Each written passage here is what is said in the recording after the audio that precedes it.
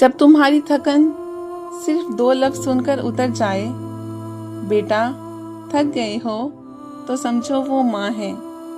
और जब तुम कुछ गलत करो और फिर भी कोई तुम्हें अपना समझे, तो समझो वो बाप है। माँ बाप को वक्त दिया करो, क्योंकि वक्त गुजर जाएगा, मगर माँ बाप वापस नहीं आएंगे। माँ बाप जन्नत का रास्ता है।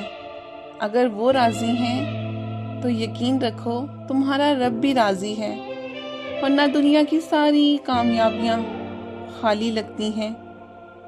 और तुम्हारे रब ने तो फैसला कर दिया है कि तुम सिर्फ उसी की इबादत करो और अपने माँ बाप पर एहसान करो।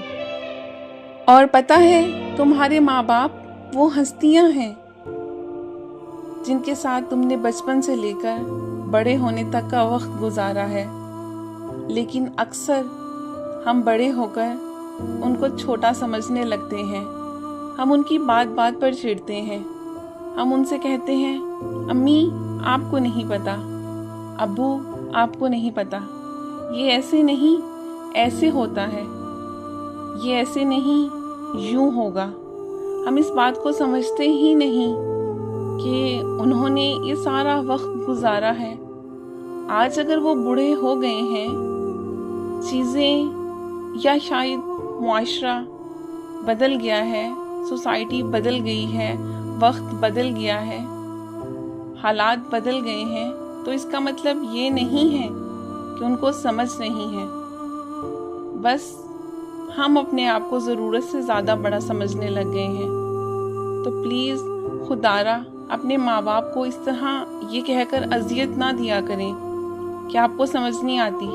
पता नहीं आपको कैसे समझ आएगी, पता नहीं आपको क्यों नहीं समझ आ रही।